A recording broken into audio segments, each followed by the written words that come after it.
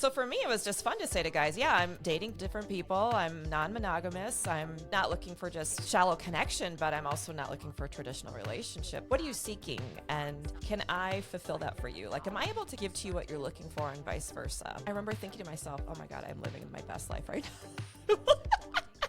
Hey, Sadie. Welcome to the show. I'm really Amber, excited. hey. Yes, girl. See you. Happy New Year. Yes, girl. I mean, I got to tell you, I have been looking forward to this conversation because I first came across you, on social media. So many amazing followers that you have, just really love your content. And I am definitely one of those. I'm a fan. And I just love your freaking take on just like powering women post-divorce on really how to level up and live their best damn life. And I really paraphrase what you do, and that's not really exactly, but you know what I'm saying. Like, I think what I gain from your content is just so much freaking inspiration that life can go on after divorce. And I think that's so inspiring for so many women who, go through divorce and feel beat down and feel like this is the end and feel like their life is over and feel like not true. Yeah. And feel like they're damaged goods and like all these things. Like, you really bust through all that shit, which I absolutely love. And you have an infectious personality. So I say all that to say, I'm super excited to have you here. Well, thanks for the invitation. Yes. I'm excited to share more about, it's been a journey. I mean, I'm 6+ years in after my divorce, and it's been a ride in a good way, in a very good way.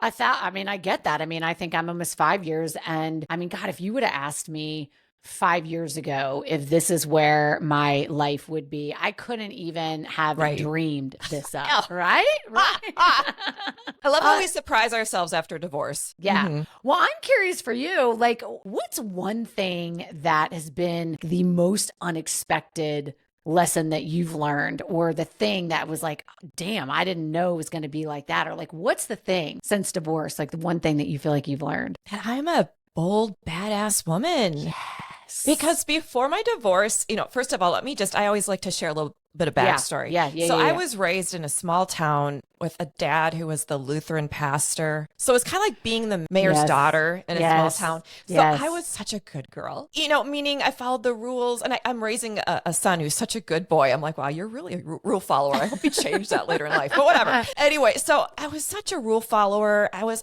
very focused on, that presentation and not really authenticity. I liked a life that looked really good. Like, I liked sending out the annual Christmas card with the cute family, but inside I was dying.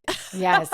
Divorce surprised me with how bold I've become about being authentic, being more real, being daring, saying what I really want to say.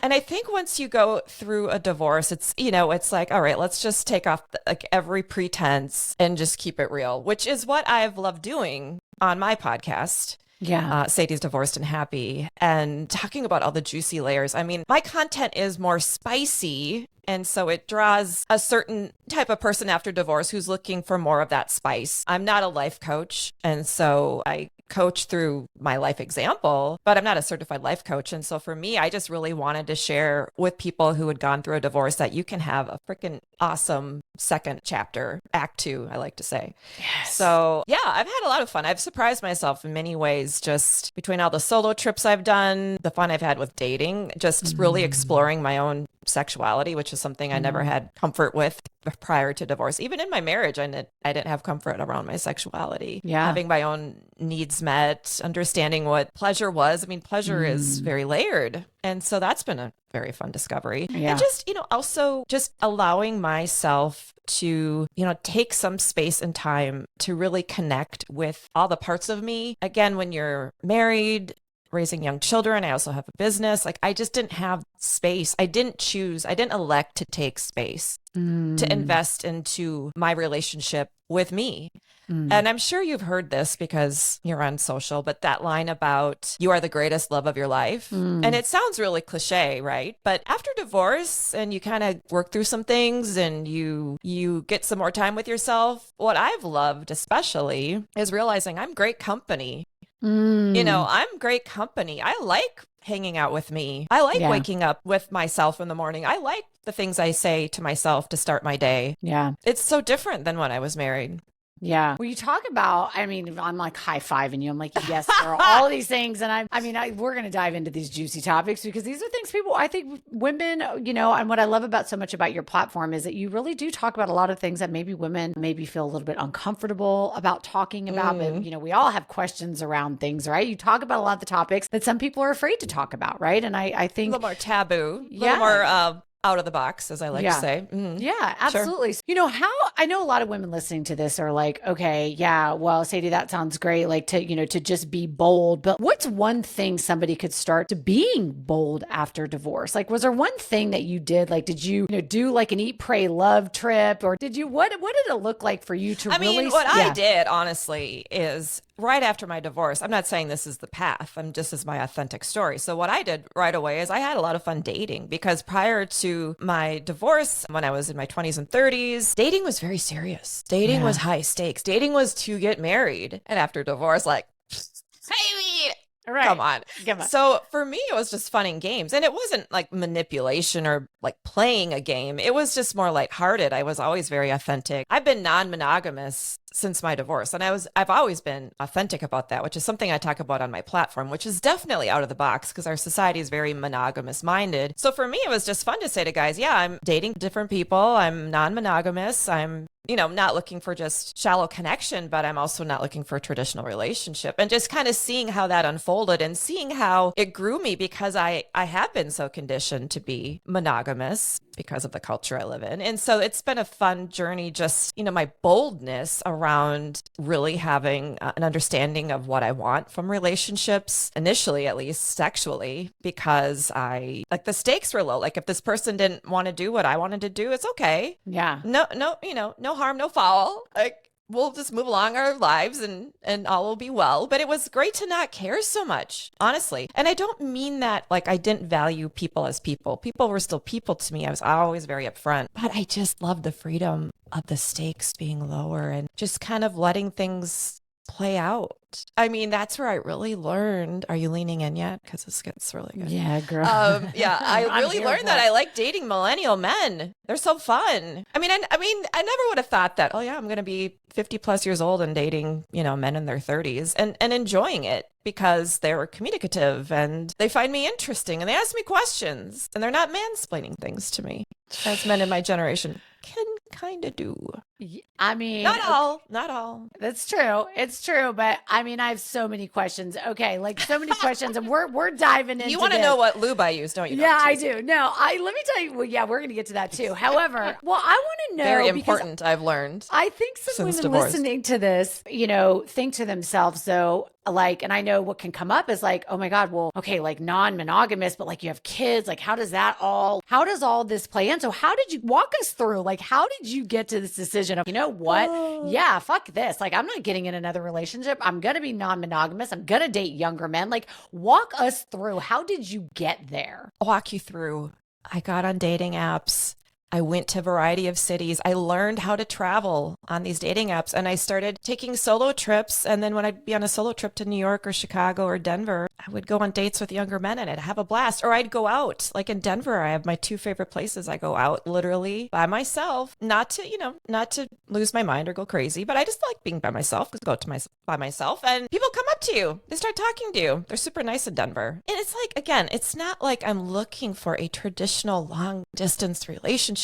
See, I'm okay with someone texting me a couple times a week because I have someone else texting me a couple times a week. So, it's not like I am just frivolous about all of this. I'm very intentional and upfront, but I do not need someone to spend every waking moment with. I'm an Aquarius. I like my freedom. And that's just one thing I learned about myself. I don't know if I'm marriage material. I would make and I call my ex my co-parent now because it's been 6+ years. But my co-parent used to get so frustrated with me. I wasn't a team player. I wanted so much independence. And I just think that's who I am. So I'm just leaning into actually who I am, not who I think society expects me to be. So being who I am, being independent, kind of leads its way organically to being non-monogamous. But there's a great comfort you have to have with yourself when you're non-monogamous. Like you really do need to enjoy your own time with yourself, because you spend a lot of time with yourself if you're not in a traditional relationship where you're seeing someone all the time and talking to that person all the time. Well, so how did you go then from, you said getting comfortable with yourself? Did you start doing some more dating, or did you just did you do a little sabbatical? Oh, honey, no.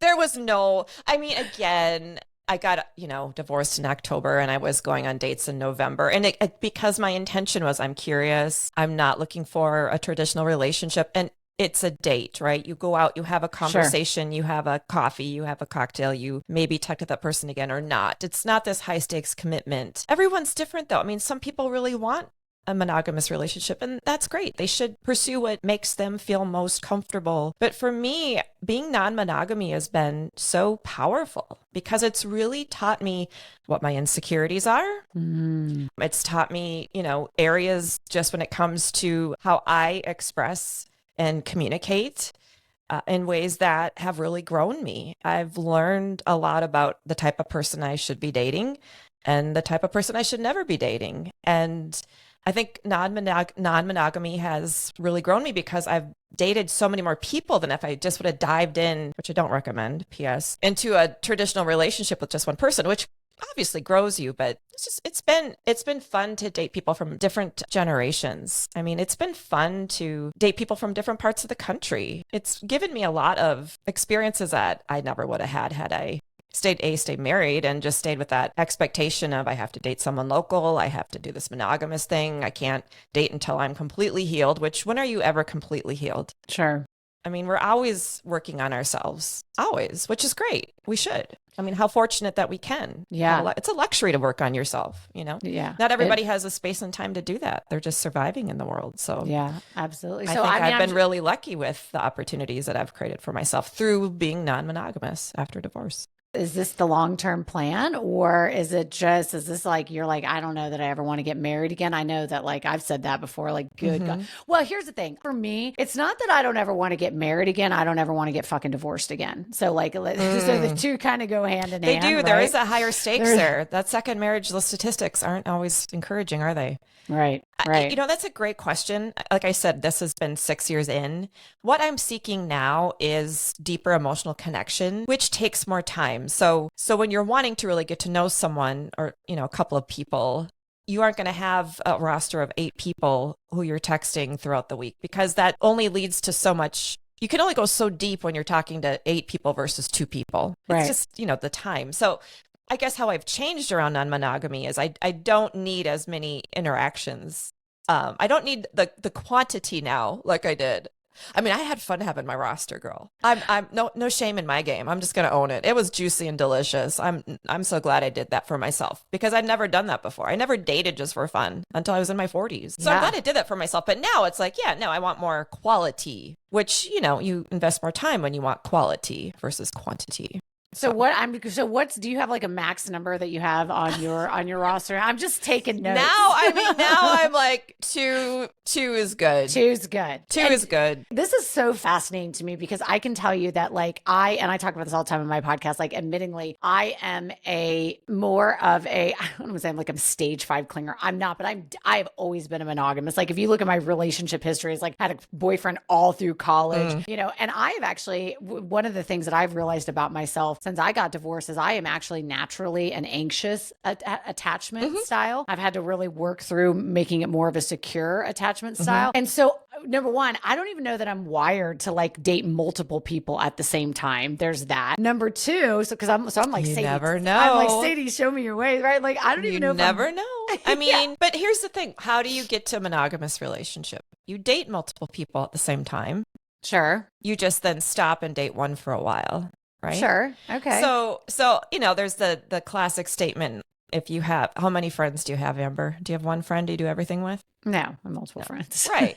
So not that you need multiple lovers. I like the word lovers, P.S. But, again, if you and I hung out as friends, I would fulfill some needs that you have when you are with a friend. and vice versa. But then you have other friends because they fulfill other needs that I'm not going to fulfill. Now, Right. you have levels of friendship, right? It's not like everybody's your best friend who you talk to every day. Sure. But I'll tell you this, I have probably 3 to 4 friends that I talk to every day. Every day I talk to them. Not on the phone, but texting, voice notes, that type of thing. So there's levels of intimacy in friendship, just like there can be levels of intimacy in dating. It's the same application. I mean, I think with this, if somebody's listening to this and wants to, and is, wants to kind of dabble in non-monogamous, I think it does require just a little bit of a reframe. Like, I think that the way you're talking about this is so important. It's like, okay, looking at this more so, I don't want to use the cliche term like friends with benefits, but more so thinking about it. It's not that to me. It's never been that to me. Yeah, it's not that. But more so thinking about it as, like you said, you have multiple relationships in your life, like as friends,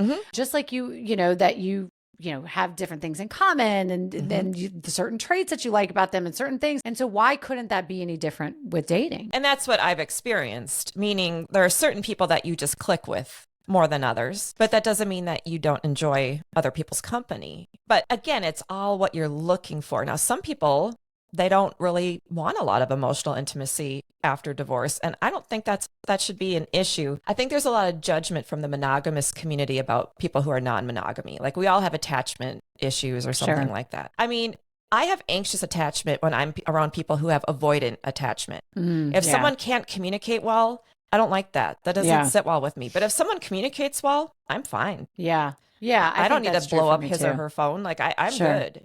I think, being very intentional about who am I going to invest into? How does this person treat me? How does this person communicate? How does this person have comfort with himself or herself? And initially, when I was dating, I wasn't as mindful of that because I was learning, so I did date people that really weren't great communicators or who were more avoidant because I was learning. I didn't even know what any of that was. I mean, did you know what attachment styles were when you were married? I learned that. No, I learned that. Yeah. After I got divorced and I realized that I was behaving like somebody I didn't even recognize anymore. Right. Yeah. But good for you to realize that. And now I'm going to guess maybe you don't behave quite the same way. Right. No. Yeah. And that's all we can do. Yeah. Is learn and then change. Yeah. Because I have learned again, dating round 2, that the only person you can really change is yourself. Yeah. Yeah. And I've had to learn that the hard way in some of my non-monogamous relationships. So yeah. What happens when these guys, because I'm sure you've been in the position where somebody wants to tie you down. Like they want to get out of this non-monogamy thing. Well, How do I've you handle only, that? so I've only experienced that with people who were more monogamous and they kind of saw me as like, ooh, this is like a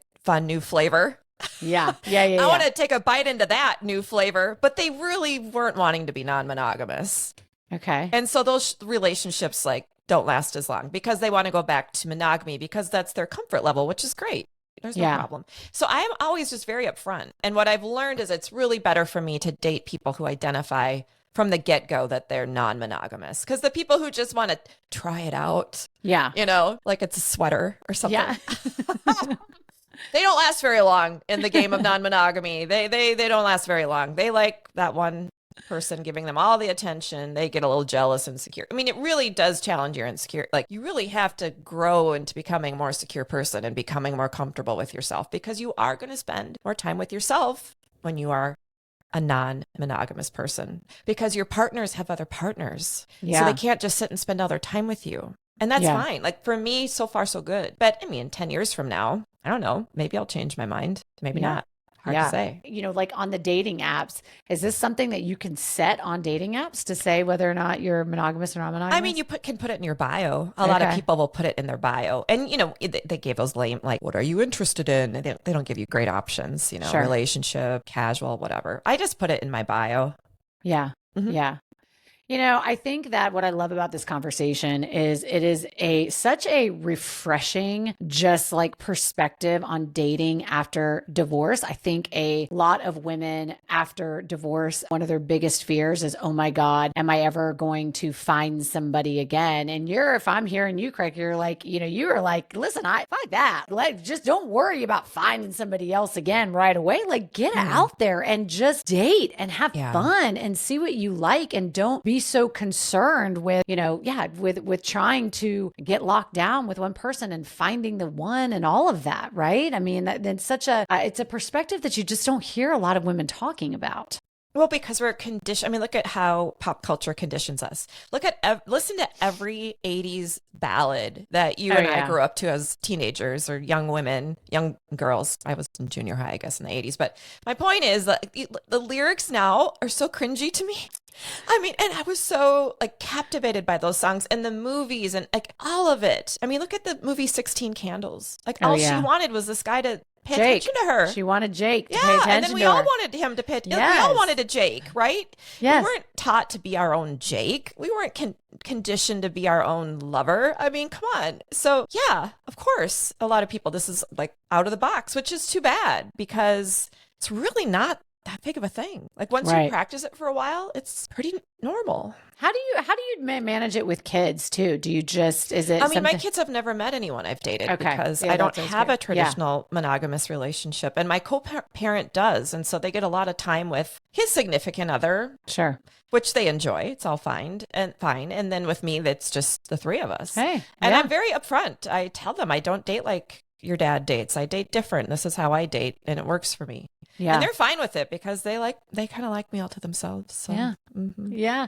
Well, you slipped in just a second ago saying something about dating and you said, I think himself or herself. Does that mean that? Oh, Oh, what I is know. so, I like how you caught that. I did It's a little catch that. subtle, wasn't it? Yeah. So I'm so curious. Does this mean that you've also explored dating women? I have. I did an episode, season 4. It was the second to the most popular episode that season. It was called Being Bi-Curious After Divorce. It's called Try the Croissant. So I refer to men's special parts as hard baguettes and then women as croissants. Anyway, it's just me being silly. But anyway, so my guest on that podcast, she identifies as bisexual. Yeah. And I do not identify as bisexual. I identify as bi-curious. There is a difference, meaning I do identify as heterosexual, but I have curiosity around romantic connections with women. And I'm learning through dating women that I don't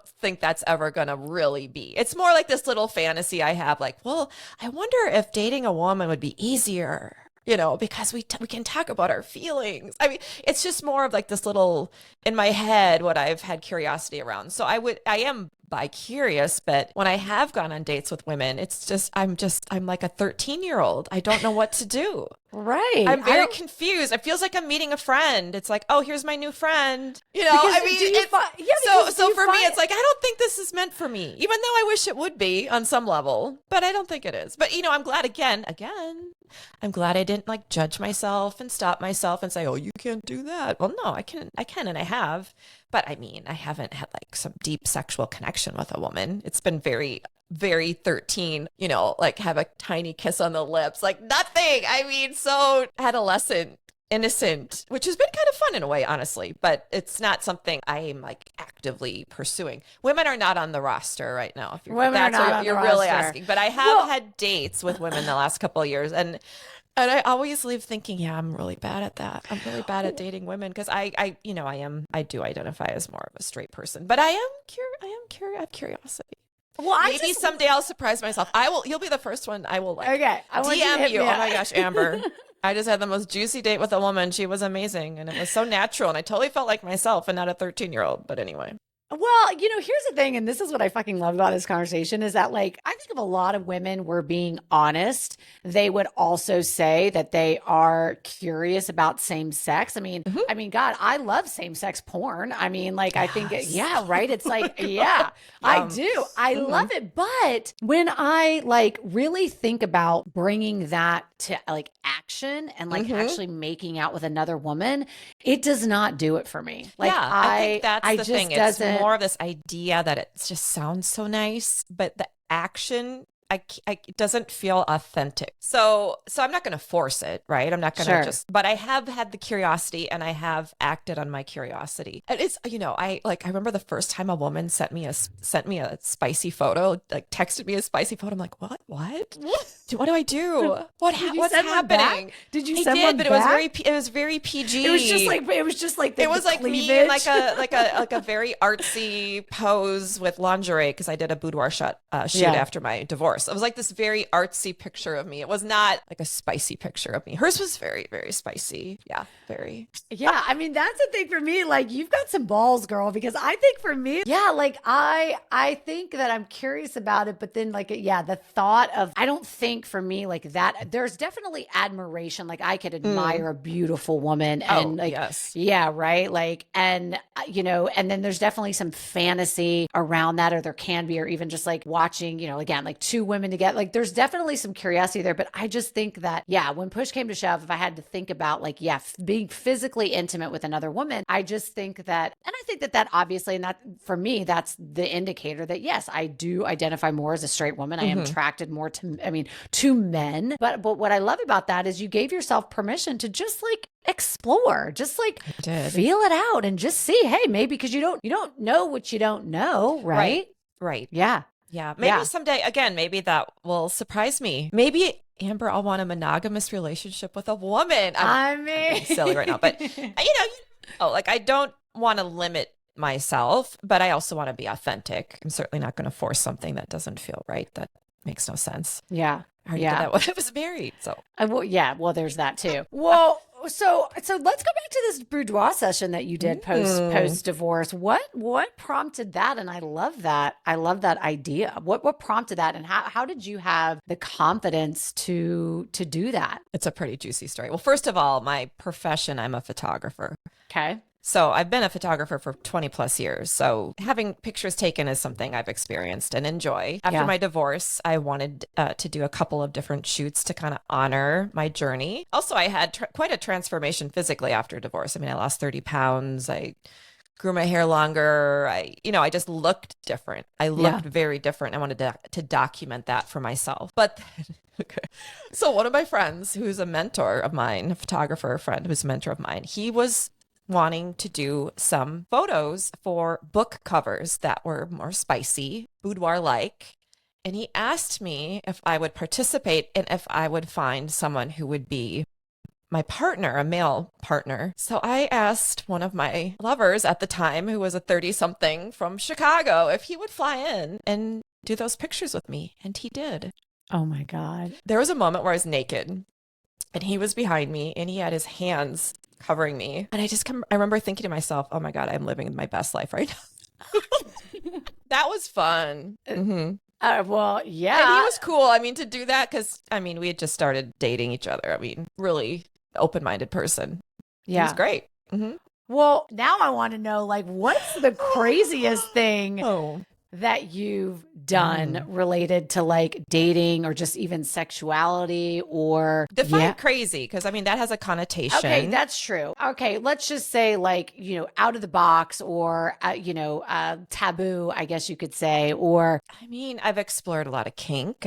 I've been an observer at swinger parties, which I do not identify as a swinger, but I've found them fascinating. Like from the podcaster in me who loves to interview people. Yeah. It's like walking into a swinger party and talking to people like, what got you here? Like kind of like what you're doing with me right now. Like, how did that work out for you and your husband? I mean, I don't identify as being a swinger. I've had swingers on my podcast and everybody loves those episodes. Sure. I mean, those are like the most, for me, out of the box. Yeah. Going to like a kink event where like one corner people are having hot wax put on them and another corner people are having things pierce.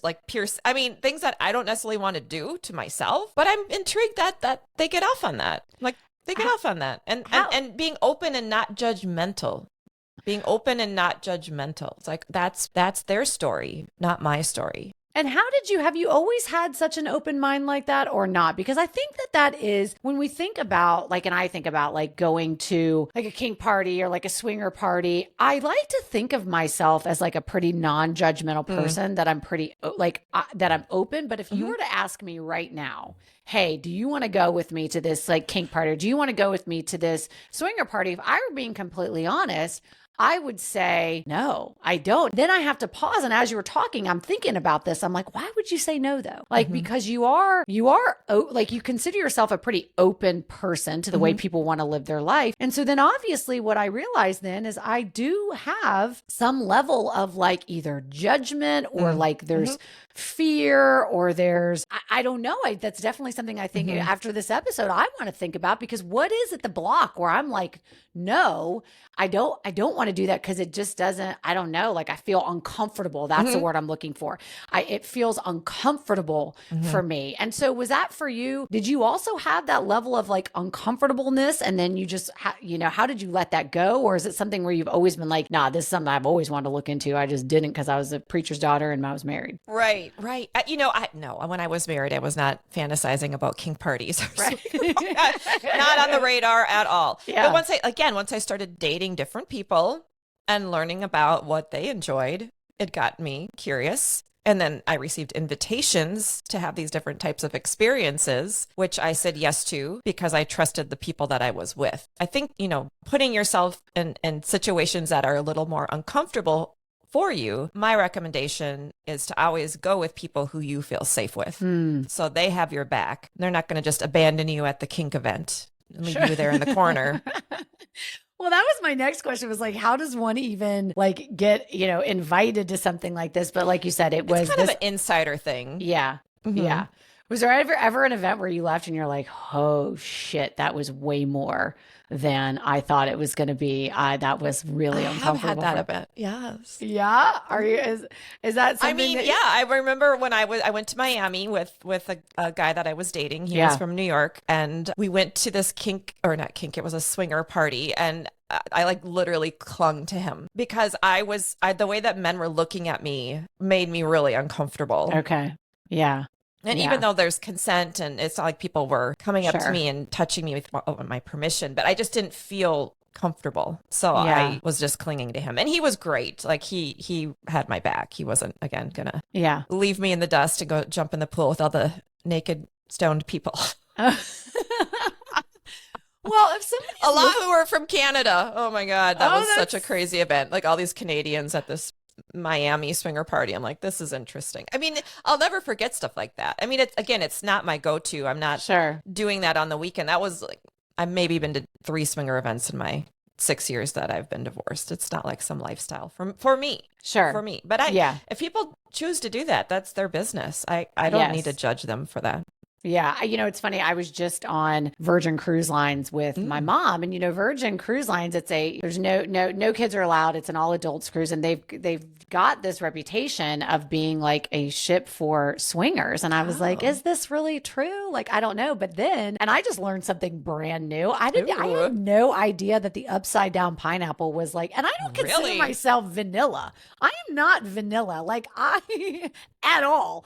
And I didn't know that. I'm sure you knew that, but I didn't know that the upside down pineapple was the universal sign for being a swinger. I had no idea. And it was so funny. It was just funny to observe it like in real time happening. And so I remember I saw this woman who was a very attractive, like older Filipino woman, beautiful woman. And she was probably like late 50s, early 60s maybe, but she was dressed. She had on this like sailor's cap, and she had on this very like really fitting dress, and she looked beautiful. And I was like, that's interesting. Is this like dress up night? And then I was able to have those all the time. Yeah. So then what I realized though is I was walking by someone's room, and they had like a dry erase board on their door, and it said basically like something like, my wife and I basically are swingers, and if my wife will be wearing the sailor's cap, and I'll be wearing like whatever, like a Hugh Hefner jacket or something. And so they were dressed like that so people could identify them. And I felt like such, like you said, like a 13-year-old, like a schoolgirl, because I was like, this is all, I didn't even know that this happens here like this.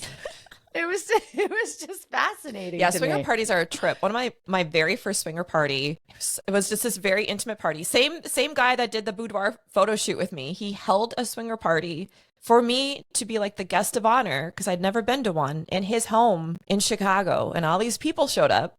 In the middle of the party, the women leave, and then they come out in these different outfits, like really sexy outfits. You know what I did? Because I was wearing like a bodysuit and a pencil skirt, and I had mesh stockings. I had like sexy stockings, right? So I just took my skirt off because I was in a bodysuit. It's like basically perfect. Oh my gosh, it was such an amateur move. I'm like, I didn't get that note. To my date, I'm like, dude, you did not tell me that there was a wardrobe change. I would have showed up for that anyway. Oh my God. Well, if Yeah. somebody is listening to this and they're like, Todd, I want to know for somebody who's listening who's like, okay, you know what? Maybe I do want to date some younger men and just kind of because I don't really want to Highly have recommend. any. Yeah. Like, what are some of the do's and don'ts of dating younger men? And I will tell you, for me, I'm dating somebody now, and my boyfriend actually is a little bit older than I am, which is really out of the norm for me, because one of the things that I realized after divorce is that I like younger men as well. Is that for me, what I found my sweet spot was, I think men, and I'm a monogamist as I've stated. So I think for me, it was like men that were really, I'm almost 46, and it was like men that were like 38 to probably like 42. The key for me is I just didn't want to date anyone that wanted kids. But the youngest guy that I had, and this was not a monogamous relationship. This was just like a, hey, let's go out and have fun, which was great. He was 32, and I had the best time with him. What I found about the men in their 30s is, number one, when they get an older woman, they are so dedicated to pleasure and pleasuring you, that I found super fun in dating a younger man. So I'm just curious, like, yeah, what are some of the do's and the don'ts of dating a younger man? I think everyone's really different. So Yeah. I don't know if I generalize it so much, but I think it's around expectation. I mean, I don't assume, again, I'm non-monogamous too, but if you are a monogamous person dating a younger man, what are you wanting out of that connection? Because my experience is, and again, I'm non-monogamous, so it's different. But my experience with monogamous too. Okay, my experience is that most younger men date older women because it's sort of this novelty. Sure. We're these older queens that they want to explore and have fun with. Plus, they think sexually we're going to be amazing because we know what we like. I don't know how many times you've been told that. I've been told that a lot by younger men, which is true. Yeah, right? That's true. Yeah, sure. So, initially I've felt that a lot of younger men are looking more for a fun, good time with me. So now at this stage for me with my non-monogamy, it has to be a real mature younger man for me to even consider investing, because I'm not seeking just a fun, good time like I was 2 years out of my divorce. So I think it's having a real honest conversation with that person. Is he or she interested in having a traditional monogamous relationship with someone who's a decade older? Are they still seeking to have children? If they are, then why even bother? Are they seeking marriage? Like, what do they really want to get out of it? I have so many followers that tell me, my young boyfriend's how many, 10, 15 plus years younger than I am. It's the best relationship I've ever had, which I love hearing. So it's completely possible. People are living this, dating younger and having a committed monogamous relationship. But I've never, again, I'm not seeking monogamy, so I can't really speak to that. But I think the best thing in any type of dating situation is like, really, what are you seeking? And can I fulfill that for you? Like, am I able to give to you what you're looking for, and vice versa? Am I available for what you're wanting? And are you available for what I'm wanting? So, now the person that I'm dating, we're both non-monogamous. He lives in Chicago, but he's just a year younger than I am. Yeah. But he's been in the non-monogamous culture for a very long time. And so it's really comfortable talking to him because he understands sort of the lifestyle of being non-monogamous. It's just different. So, well, when you're dating non-monogamously, do you have any like rules that you have, like kind of some ground rules that you'd like to share with the listeners? Like, what I'm thinking about is I don't need to hear about people's partners until I'm really invested, or until we're going to be intimate, meaning I don't really need to know. I remember this one guy I was getting to know through an app, and he was telling me all about all these dates he was going on. And I finally said, why? I'm confused. Did I ask you to tell him? He's like, oh, but you said you were non-monogamous, and women I've dated, they want to know everything I'm doing. I'm like, well, that is not me. I need to know everything you're doing. Right. You can just keep that to yourself. Some people do, but for me, like, let it be a mystery. I don't really need to know everyone you're talking to and dating and doing A, B, and C with, unless, again, we're going to be intimate, sexually intimate, and then we have to have some conversation about, safety and health and all of that, obviously. But initially, until I get to that place, like, no. I'm good. And I think also do's and don'ts, like if you are in a place where you are seeking emotional connection, meaning you want to find love, you want to have an intimate, loving relationship, you should be really upfront about that. Yeah. Mm-hmm. Yeah. I can totally because appreciate not a lot of people are necessarily seeking that. Mm-hmm. Absolutely. Well, two things I want you to share with listeners as we start to wrap up here. Number one, what is the lube that you like? I can't leave them hanging because I'm like, what? Oh my gosh. What is your lube of choice? I know. It's a water-based lube.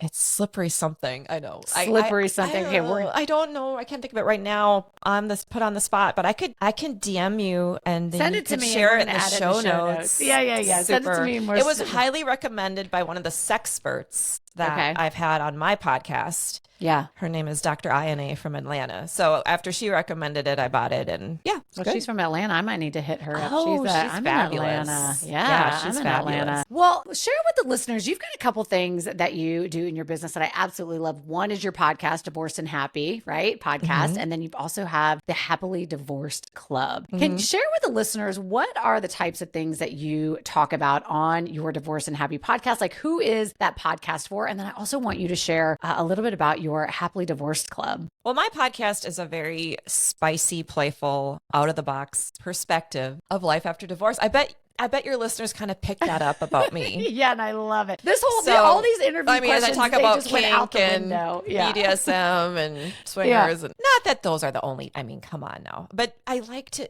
layer the fun, as I say. Yes. So my podcast is not going to really talk about finances. It's not going to talk about co-parenting, although I have touched on those topics. Yeah. It's more around really just being bold in your life after divorce. It's focusing on your happiness. One of my favorite episodes from season 5 was stop fucking up your happiness, because God, we fuck it up all the time. Yeah, we do. Yeah. I mean, I've done fun podcasts about, why we don't date the nice guy but we should, with international dating coach Trip Kramer. That was a 2-part series that the men, because men follow me.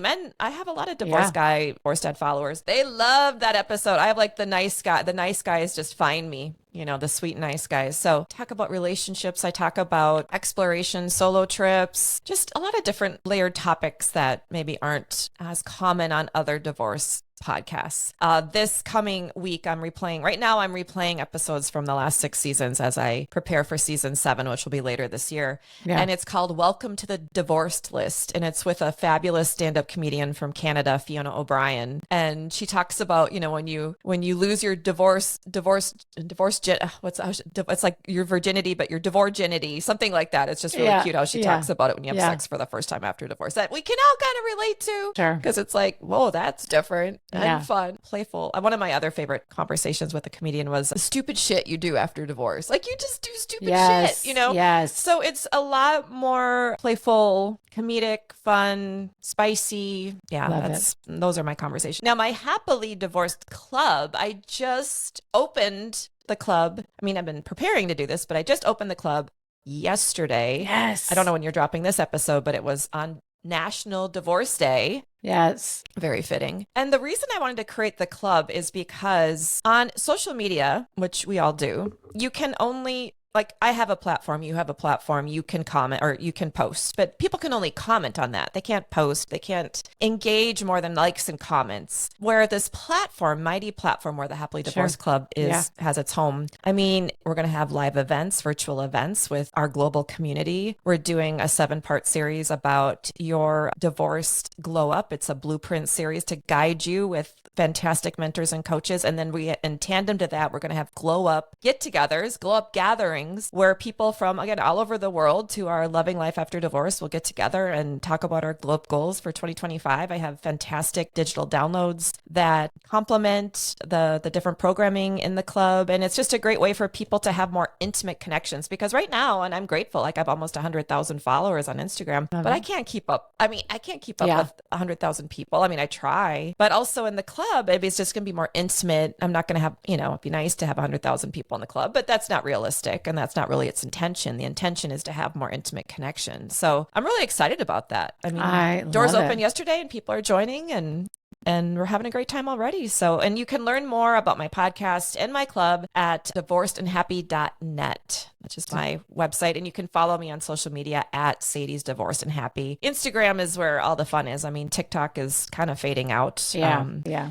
So join in the fun on the gram and come join the club. It's going to be fantastic. The 7-part series, that's the one I'm joining you for, right? Yes, you are. Yes, girl. Yes. Yes. I'm super excited. Yes, thank you for doing that. That's so generous of you. Girl. I think we got that going on in the next couple weeks. So maybe it's next week. So, well, Sadie, look at that. I was just laughing earlier. I was like, listen, this whole question list that I do to prep for this, like, I don't think I asked one on here, which is what I love. We went a totally different direction, which I'm fired up for. Like, the women here today listening got a really good behind the scenes look at what non-monogamous dating can look like. And I freaking love that. That is something I think, again, my hat's off to you, how I love that you bring these topics that can sometimes feel uncomfortable for women to explore, and you normalize them and you talk about them in a fun way, and you're so candid. And I absolutely love that. So thank you so much for being here today. Thanks for the invitation. It's been great. Absolutely. And I cannot wait to continue to collaborate with you. Absolutely. I was so excited when I met you. I'm like, oh, yeah, my sister, my divorced sister from another mister. Yes, girl. Amber. Yes, girl. Well, thank you, girl. And we'll talk soon.